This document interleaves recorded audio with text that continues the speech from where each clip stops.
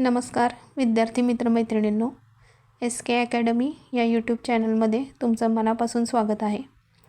तर आजपासून आपण 2023मध्ये झालेले सर्व तलाठी भरतीचे पेपर स्पष्टीकरणासहित पाहणार आहोत। कारण येणाऱ्या तलाठी तसेच सरळ सेवा भरतीसाठी अत्यंत उपयुक्त अशी ही लेक्चर सिरीज आहे।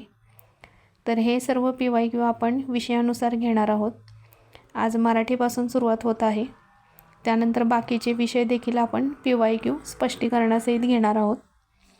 तर त्यासाठी तुम्ही चॅनलला सबस्क्राईब करायचं आहे। तर ही लेक्चर सिरीज येणाऱ्या सर्व सरळ सेवा परीक्षांसाठी अत्यंत उपयुक्त असेल। तुमच्या सर्व कन्सेप्ट या स्पष्टीकरणातून क्लिअर होतील। PYQ करणे महत्त्वाचे आहे, कारण प्रश्न रिपीट झाले नाहीत तरी प्रश्नांचा पॅटर्न रिपीट होत असतो, फक्त वाक्य आणि शब्द बदलत असतात। तर हे लेक्चर बघितल्यावर तुम्हाला कळेलच की एकाच टाईपचे प्रश्न कसे रिपीट होतात ते। तर आज आपण मराठीपासून सुरुवात करतोय। ही लेक्चर सिरीज केली तर नक्कीच तुम्हाला मराठीत आउट ऑफ मार्क्स मिळतील। त्यामुळे आज आत्तापासून सुरुवात करा, कारण आपल्याला फक्त परीक्षेचे फॉर्म भरत बसायचे नाही आहे, तर येणाऱ्या नवीन वर्षात आपल्याकडे एक तरी पोस्ट पाहिजे। तर त्यासाठी आपली तयारी देखील योग्य दिशेने करावी लागेल। चला तर मग लेक्चरला सुरुवात करूया मराठी या विषयापासून। लेक्चर पाहताना सोबत तुम्हाला एक वही आणि पेन ठेवायची आहे, कारण जे काही नवीन शब्द किंवा कन्सेप्ट येतील तर ते तुम्हाला लगेच नोट डाऊन करून घ्यायचे आहे। आणि ह्या ज्या नोट्स असतील त्या तुम्हाला एक्झामच्या आधी रिव्हिजनसाठी उपयोगी पडतील। आणि हे नवीन शब्द किंवा काही नवीन कन्सेप्ट जर येणाऱ्या परीक्षेमध्ये रिपीट झाले तर ते तुमचे प्रश्न चुकणार नाहीत। तर चला तर मग सुरुवात करूया। पहिला प्रश्न तुमच्या स्क्रीनवर आहे।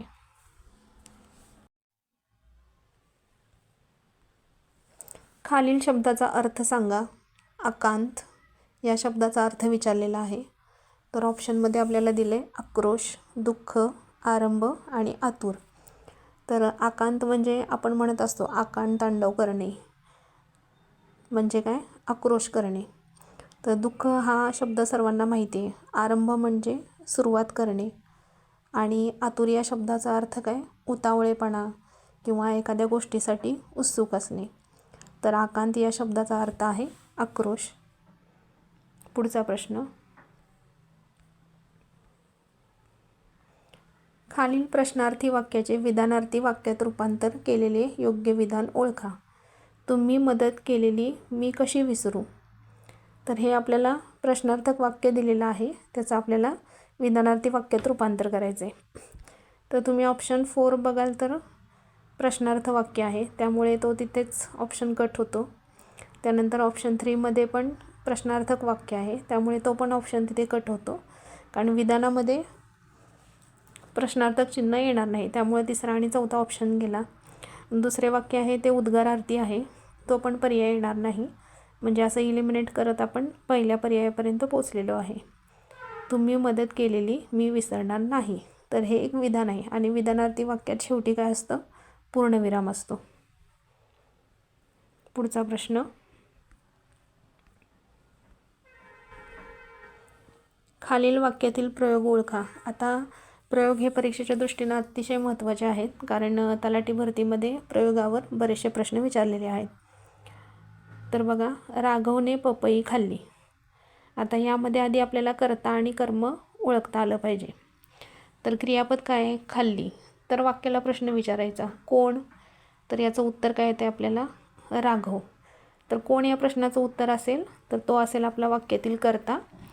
आणि काय असा जर वाक्याला प्रश्न विचारला आणि त्याचे उत्तर काय मिळते आपल्याला, पपई, तर हे झाले कर्म। तर याच्यामध्ये बघा, कर्त्याला जर प्रत्यय असेल तर तो कर्तरी प्रयोग होत नाही, आणि कर्माला प्रत्यय असेल तर तो कर्मणी प्रयोग होत नाही। कारण कर्त्याला किंवा कर्माला प्रत्यय नसेल तर त्यानुसार आपल्याला प्रयोग ओळखता येतो। तर इथे बघा, राघव, तर त्याला ने हा प्रत्यय लावला आहे, त्यामुळे हा कर्तरी प्रयोग होणार नाही। तसेच कर्म बघा काय आहे ह्याच्यामध्ये, पपई, तर कर्माला प्रत्यय नाही आहे, त्यामुळे हा आहे कर्मणी प्रयोग. आता फक्त राघव असतं आणि पपई किंवा त्याला अजून काही प्रत्यय लागला असता तर हा झाला असता कर्तरी प्रयोग. तर लक्षात ठेवायचं, कर्त्याला जर प्रत्यय नसेल तर तो 100% कर्तरी प्रयोग असतो. कर्त्याला प्रत्यय असेल, कर्माला नसेल तर तो कर्मणी प्रयोग असतो आणि दोन्हीला प्रत्यय असेल तर तो भावे प्रयोग होतो. आता बाकीचे जे पर्याय आहेत, नवीन कर्मणी, समापन कर्मणी प्रयोग, पुराण कर्मणी, तर हे पुढील प्रश्नामध्ये याचं स्पष्टीकरण मी त्या वेळेला तुम्हाला देत जाईल. पुढील प्रश्न बघूया. खालील शब्दाचा योग्य अर्थ ओळखा. तर फंड या शब्दाचा अर्थ विचारलाय. तर फंड म्हणजे काय? वर्गणी. Next question. आगीत तेल ओतणे या शब्दार्थाचा वाक्यात उपयोग झालेले खालीलपैकी योग्य विधान ओळखा. आगीत तेल ओतणे म्हणजे काय की अजूनच थोडक्यात त्याचा अर्थ काय होतो, भांडण पेटलेले असताना अजूनच भांडण लावून देणे. आगीत तेल ओतल्यावरच स्फोट होतो या वाक्याचा काही संबंध नाही आहे. माधवचा प्रथम क्रमांक आल्यावर मुख्याध्यापकांनी त्याचा सत्कार करून आगीत तेल ओतले, हा पण पर्याय चुकीचा आहे. चौथा बघा काय दिलंय, मोहनरावांना लॉटरी लागल्यावर पत्नीने अत्यानंदाने आगीत तेल ओतले, ह्या पण वाक्याचा काही सेन्स लागत नाही आहे. त्यामुळे आपलं उत्तर आहे, मुलाच्या व सुनेच्या भांडणात सासूबाईंनी सुनेची मुलाजवळ तक्रार करून आगीत तेल ओतले. म्हणजे भांडण लागलेले असताना अजून ते भांडण पेटवून देणे याला म्हणतात आगीत तेल ओतणे. पुढचा प्रश्न. उसवायचाय तुझा पाषाण या काव्यपंक्तीतील पाषाण या शब्दाचा समानार्थी शब्द ओळखा. तर पाषाण म्हणजे काय असतो? दगड. Next question. खालील शब्दाचा योग्य अर्थ ओळखा. तर निपुण या शब्दाचा आपल्याला अर्थ विचारलेला आहे. निपुण म्हणजे एखाद्या गोष्टीत पारंग असणे, तर याचा अर्थ होतो कुशल. तर इथे पहा, निबिड हा एक शब्द नवीन आहे. तर निबिडचा अर्थ आहे घट्ट, दाट किंवा खूप जवळ असलेले असे, त्याला म्हणतात निबिड. तर हा शब्द तुम्ही लिहून ठेवा, नवीन आहे. त्यानंतर निश्चय हा शब्द माहिती आहे तुम्हाला. आणि निरभ्र म्हणजे काय? स्वच्छ आकाश, म्हणजे ढग नसलेले आकाश. तर निपुण या शब्दाचा अर्थ आहे आपला पर्याय क्रमांक 2 कुशल. पुढचा प्रश्न पहा. खालील शब्दाचा समास ओळखा.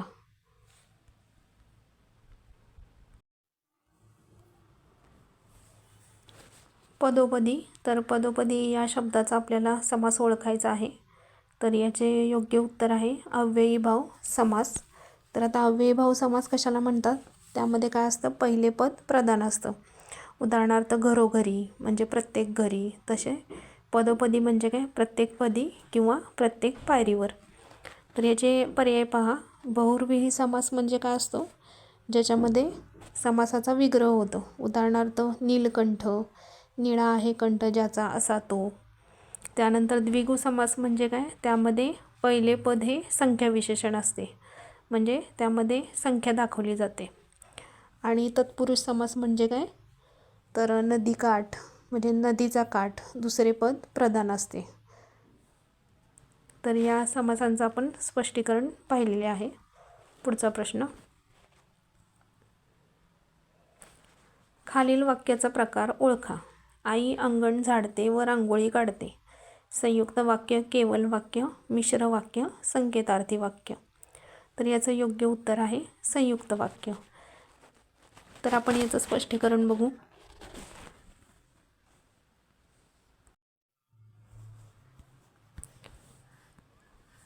आता संयुक्त वाक्य म्हणजे काय? तर त्याच्यामध्ये 2 विधानं जोडलेली असतात. उदाहरणार्थ मी रोज सकाळी पहाटे उठतो व 1 तासभर शाळेचा अभ्यास करतो. यामध्ये 2 विधानं कोणती आहेत? मी रोज सकाळी पहाटे उठतो हे एक विधान आहे आणि दुसरं विधान काय आहे? 1 तासभर शाळेचा अभ्यास करतो. तर ही 2 विधानं व या अव्ययाने जोडलेली आहेत, त्यामुळे हे कोणते वाक्य आहे? संयुक्त वाक्य. तर इथे पण पहा, आई अंगण झाडते, हे एक वाक्य आहे आणि रांगोळी काढते हे दुसरं आहे, म्हणून हे झालं संयुक्त वाक्य. त्यानंतर केवल वाक्य म्हणजे काय? तर एकच विधेय आणि एकच उद्देश असतो. म्हणजे उदाहरणार्थ राम पुस्तक वाचतो, तर यामध्ये काय आहे? एकच विधेय आणि एकच उद्देश आहे. त्यानंतर मिश्र वाक्य. मिश्र वाक्य म्हणजे काय? की दोन वाक्य, एक गौण वाक्य असतं आणि प्रधान वाक्य असतं. ती दोन्ही वाक्य जोडली जातात एका उभयान्वयी अव्ययाने, त्याला म्हटलं जातं मिश्र वाक्य. तर याचं उदाहरण काय देता येईल आपल्याला? गुरुजी म्हणाले की प्रत्येकाने नियमितपणे शाळेत जावे. आता गुरुजी म्हणाले की प्रत्येकाने नियमितपणे शाळेत जावे, यातलं प्रधान वाक्य कोणतं आहे? गुरुजी म्हणाले. आणि प्रत्येकाने नियमितपणे शाळेत जावे हे काय आहे? गौण वाक्य आहे. तर एक प्रधान वाक्य आणि गौण वाक्य ज्यावेळी जोडलं जातं त्यावेळेला मिश्र वाक्य तयार होतं. आणि संकेतार्थी वाक्य म्हणजे काय? त्या वाक्यामध्ये जर, तर, म्हणजे हे केलं तर ते होईल, अशी जी वाक्य असतात ज्यामध्ये अट असते किंवा अमुक तमुक, तर त्या वाक्यांना संकेतार्थी वाक्य असे म्हणतात. पुढचा प्रश्न बघा. अंग चोरणं या वाक्यप्रचाराचा योग्य अर्थ असलेले खालीलपैकी योग्य विधान ओळखा. अंग चोरायचे असेल तर भरपूर जेव. अतिव्यायामाने अंग चोरले जाते. नववधूने अंग चोरून भरपूर साज शृंगार केला. तर अंग चोरणे म्हणजे काय? की कामचुकारपणा करणे, थोडक्यात त्याचा अर्थ होतो. तर याचं योग्य उत्तर काय आहे? नवीन सून अंग चोरून काम करते. पुढचा प्रश्न. अद्भुत या परी हरीची करुणा या काव्यपंक्तीतील करुणा या शब्दाचा समानार्थी शब्द ओळखा. तर करुणा या शब्दाचा समानार्थी शब्द आहे दया. पुढचा प्रश्न. खालील म्हणीचा योग्य अर्थ ओळखा. आपला हात जगन्नाथ. तर याचं योग्य उत्तर आहे आपली उन्नती आपल्याच कर्तृत्वावर अवलंबून असते. पुढचा प्रश्न. शिवशाहीचा शोध हे पुस्तक कोणी लिहिले? यामध्ये बघा, या पेपरमध्ये पुस्तकांवर देखील बरेच प्रश्न विचारलेले आहेत, त्यामुळे काही महत्त्वाची जी पुस्तकं असतील आणि त्याचे लेखक कोण आहेत तर हे सुद्धा तुम्हाला करून ठेवायचं आहे. तर शिवशाहीचा शोध हे पुस्तक कोणी लिहिलेलं आहे? तर वसंत कानेटकर. पुढचा प्रश्न. कृष्णाकडून शिशुपाल मारला गेला या वाक्यातील प्रयोग ओळखा. आता इथे एक गोष्ट लक्षात ठेवायची की कडून जर प्रत्यय आला असेल तर तो नवीन कर्मणी होतो. कर्त्याला जर कडून हा पर्याय जर प्रत्यय लागला असेल तर तो नवीन कर्मणी होतो. पुढचा प्रश्न. अंगावर मुठभर मान चढणे या शब्दार्थाचा वाक्यात उपयोग झालेले खालीलपैकी योग्य विधान ओळखा. म्हणजे एखाद्याने स्तुती केल्यानंतर काय होतं? अंगावर मुठभर मान चढल्यासारखं होतं, असा त्याचा अर्थ होतो. अकबराने केलेल्या स्तुतीमुळे बिरबलाच्या अंगावर मुठभर मान चढले. तर हे याचं योग्य उत्तर आहे. पुढचा प्रश्न. झाडाझडती ही कादंबरी कोणी लिहिली? तर झाडाझडती ही कादंबरी विश्वास पाटील यांची आहे. अंगी लागणे या शब्दार्थाचा वाक्यात उपयोग झालेले खालीलपैकी योग्य विधान ओळखा. तर याचे पर्याय पहा. रामराव लठ्ठ असल्याने त्यांना मोठे अंगी लागते. स्विमिंग टँकमधील पाण्यातील क्लोरीन अंगी लागते. अंगी हळद लागली की गोरी होते. तर हे 3 ऑप्शन चुकीचे आहेत. याचं योग्य उत्तर आहे स्वकष्टाच्या कमाईने खाल्लेले अंगी लागते. पुढचा प्रश्न. खालील शब्दाचा विरुद्धार्थी शब्द ओळखा. टंचाई. तर याचं योग्य उत्तर आहे विपुलता. पर्यायांमध्ये पहा. टाकाऊ या शब्दाचा विरुद्धार्थी शब्द होतो टिकाऊ. टपोरे लहान. टणक मऊ. तर असे बाकीच्या शब्दांचे देखील तुम्हाला विरुद्धार्थी शब्द सांगितलेले आहेत. पुढचा प्रश्न बघा. खालील शब्दाचा विरुद्धार्थी शब्द ओळखा. आकाश. खूप सोपा प्रश्न आहे. तर याचा विरुद्धार्थी शब्द आहे पाताळ. त्यानंतर पुढच्या शब्दांचा आपण विरुद्धार्थी शब्द पाहूया. तर इथे गगन, अंबर, क्षितिज हे सगळे काय आहेत? आकाश या शब्दाचे समानार्थी शब्द आहेत. तर गगन या शब्दाचा विरुद्धार्थी शब्द काय होतो? जमीन. त्यानंतर क्षितिजचा पृथ्वी किंवा भू. पुढचा प्रश्न. खालील शब्दाचा विरुद्धार्थी शब्द ओळखा. अर्ध. ओल, शुष्क, ओलावा, गार. तर आता हे जे 3 शब्द आहेत, ओल, ओलावा, गार, हे सर्व समानार्थी शब्द आहे. तर याचा विरुद्धार्थी शब्द आहे शुष्क. पुढचा प्रश्न. खालील उद्गारार्थी वाक्याचे विधानार्थी वाक्यात रूपांतर केलेले योग्य विधान ओळखा. आता विधानार्थी वाक्य म्हणजे आपल्याला पहिल्यांदा काय बघायचं आहे? शेवटी काय पाहिजे? पूर्णविराम पाहिजे. त्यामुळे इथं तिसऱ्या पर्यायामध्ये प्रश्नचिन्ह आहे, त्यामुळे तो पर्याय आपला गेला. चौथ्यामध्ये उद्गारवाचक चिन्ह आहे, त्यामुळे तो पण पर्याय आपला कट झाला. आता वरचे 2 पर्याय पहा. मधुमालतीचे फूल सुंदर आहे आणि दुसरा मधुमालतीचे फूल सुगंधी आहे. तर याच्यामध्ये आपल्याला जो प्रश्न दिला आहे त्याच्यामध्ये सुंदर हा शब्द दिलेलाच नाही आहे, त्यामुळे तो एक पर्याय कट झाला. त्यामुळे आपलं उत्तर आहे पर्याय क्रमांक 2, मधुमालतीचे फूल सुगंधी आहे. पुढचा प्रश्न. खालील म्हणीचा योग्य अर्थ ओळखा. आचाट खाणे, मसनाट जाणे. म्हणजे खूप जास्त खाणे, त्यामुळे काय होते? आपली तब्येत बिघडते, असा या म्हणीचा अर्थ होतो. तर तो अर्थ शोधा आता कोणत्या पर्यायामध्ये आहे.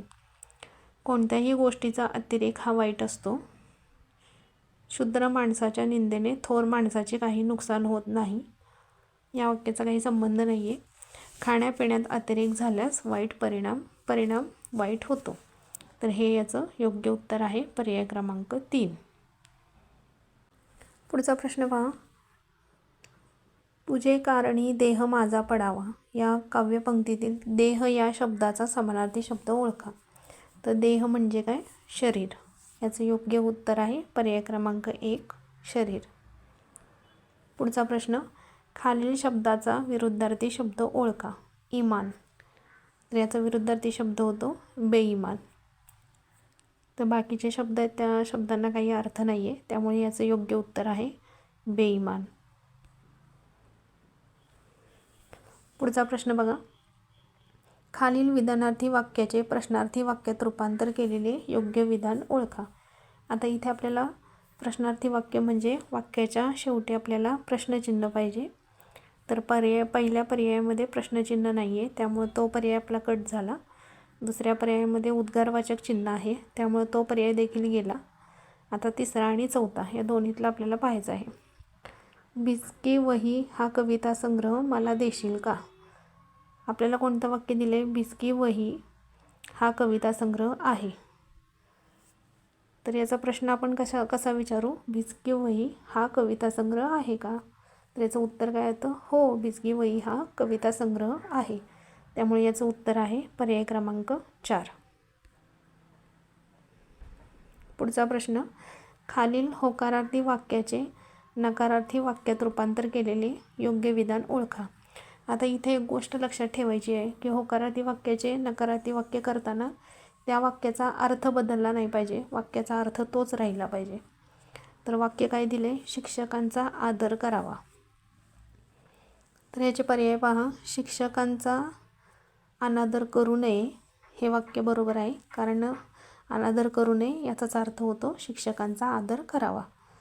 दुसरा बघा, शिक्षकांचा आदर करू नये, तर हे वाक्य पूर्ण बदलते, त्यामुळं दुसरा पर्याय बरोबर नाही आहे. शिक्षकांचा आदर करू नये यामध्ये पण वाक्याचा अर्थ बदलतो आहे. शिक्षकांचा आदर का करू नये, तर हे प्रश्नार्थी वाक्य आहे, त्यामुळे आपलं उत्तर आहे पर्याय क्रमांक 1, शिक्षकांचा अनादर करू नये. पुढचा प्रश्न पहा. खालील शब्दाचा अर्थ सांगा. अशुभ. तर अशुभ या शब्दाचा अर्थ होतो अमंगल. शुभ हे त्याचे विरुद्धार्थी शब्द आहे.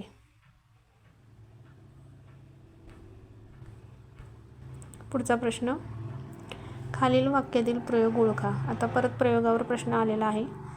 तर वाक्य काय पहा, सीतेने बोरे खाल्ली. आता मगाशी मी तुम्हाला सांगितल्याप्रमाणे आपल्याला आधी वाक्यातला कर्ता आणि कर्म ओळखायचा आहे. त्याच्यानंतर कोणाला प्रत्यय लागलाय तो पाहायचा आहे. कर्त्याला प्रत्यय असेल तर तो कर्मणी प्रयोग होतो, कर्माला प्रत्यय असेल तर तो कर्तरी प्रयोग होतो, आणि दोन्हीला प्रत्यय असेल तर तो भावे प्रयोग होतो.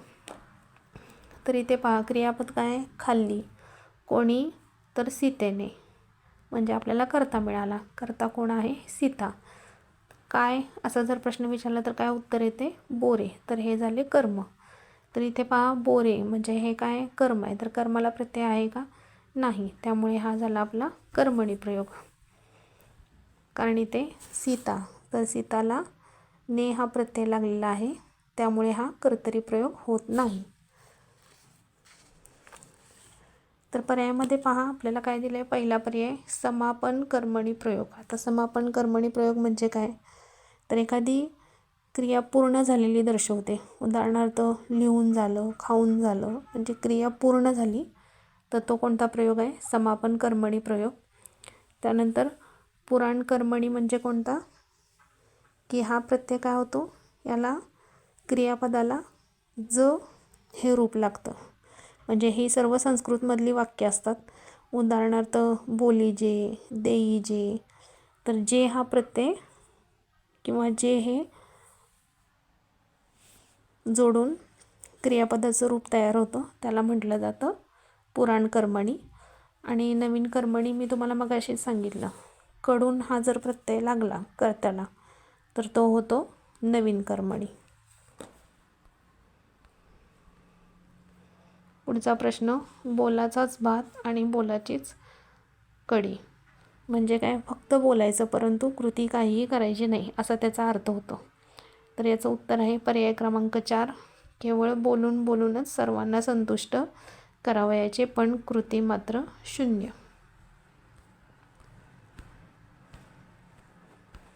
पुढचा प्रश्न, अक्कल विकत घेणे या वाक्यप्रचाराचा योग्य अर्थ ओळखा. अक्कल विकत घेणे म्हणजे काय, तर अनुभवातून आलेले शहाणपण, हा त्याचा योग्य अर्थ आहे. पुढचा प्रश्न, खालील शब्दाचा विरुद्धार्थी शब्द ओळखा. बेभरवसा.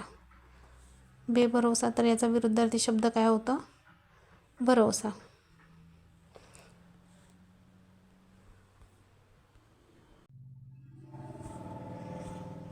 पुढचा प्रश्न पहा, खालील शब्दाचा योग्य अर्थ ओळखा. यौवन, तर याचा अर्थ होतो तारुण्य.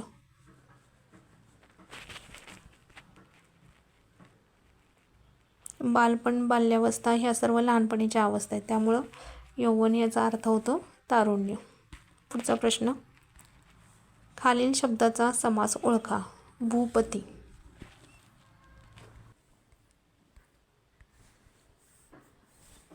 तर याचे पर्याय बघा, तत्पुरुष समास, अव्ययीभाव समास, बहुव्रीही समास आणि द्वंद्व समास.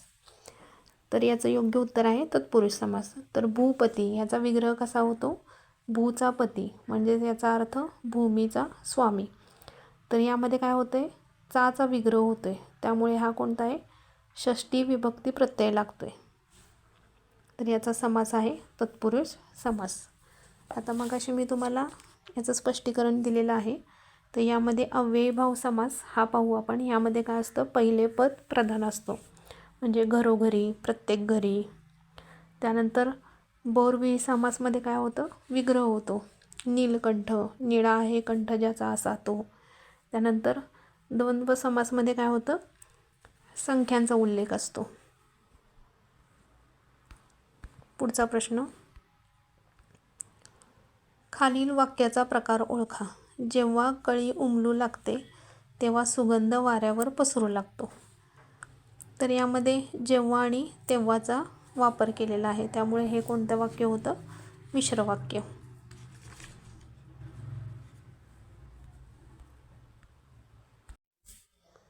तर बाकीचे जे वाक्यांचे प्रकार आहेत त्याचं स्पष्टीकरण मगाशी आपण पाहिलेलं आहे. तर पुढचा प्रश्न,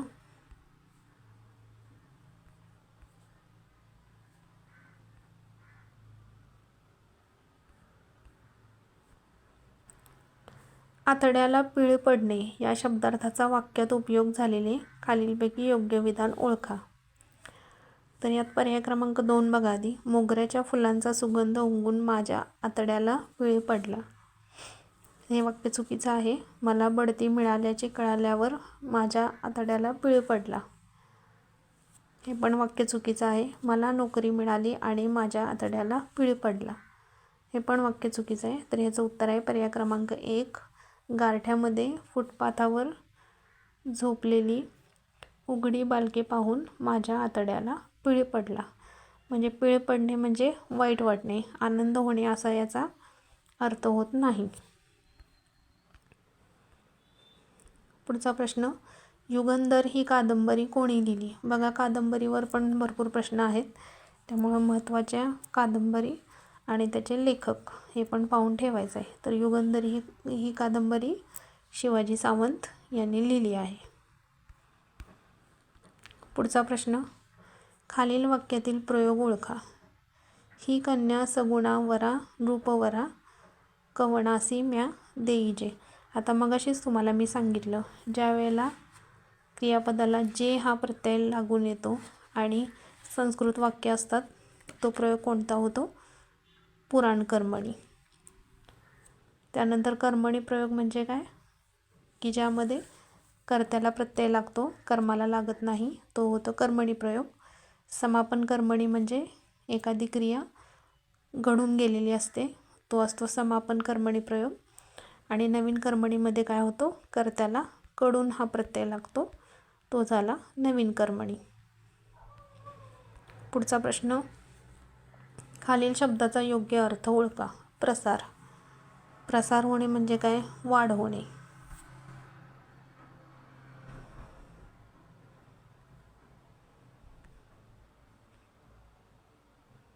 पुढचा प्रश्न, खालील शब्दाचा अर्थ सांगा. अन्वय, तन्वी, संबंध, अन्वी, अन्वेषण. तर याचा अर्थ होतो संबंध. तर हा शब्द लक्षात ठेवा. अन्वय या शब्दाचा अर्थ आहे संबंध. पुढचा प्रश्न, खालील म्हणीचा योग्य अर्थ ओळखा. बोले तैसा चाले त्याची वंदावे पाऊले. म्हणजे जो स्वतःच्या विचाराप्रमाणेच कृती करतो त्यासाठी ही म्हण वापरली जाते. बोले तैसा चाले त्याची वंदावी पाऊले. म्हणजे जसे आपण बोलतो तेच करतो, त्याला लोक वंदन करतात, अशा अर्थाची ही म्हण आहे. त्यामुळे याचं उत्तर आहे पर्याय क्रमांक 2. विचाराप्रमाणे आचार करतो त्याला वंदन करावे. पुढचा प्रश्न, खालील शब्दाचा विरुद्धार्थी शब्द ओळखा. विकत. तर याचा विरुद्धार्थी शब्द फुकट.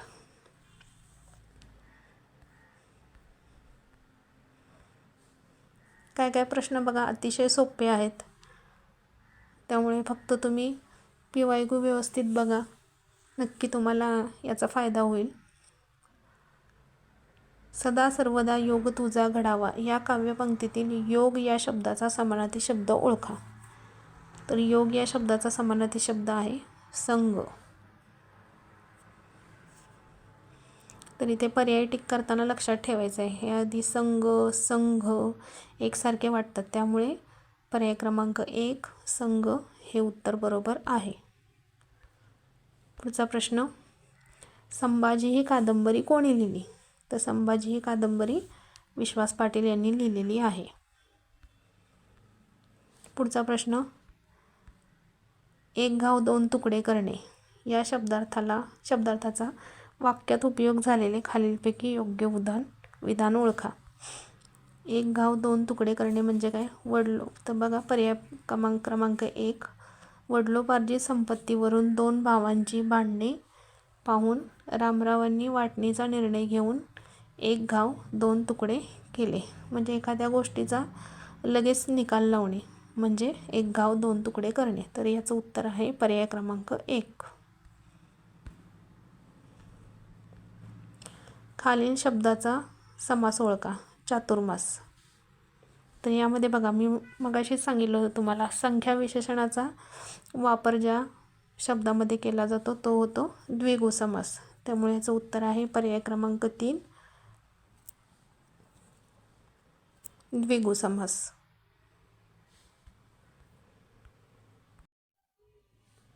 तर याचा विग्रह कसा होतो? चातुर्मास म्हणजे 4 महिन्यांचा समूह.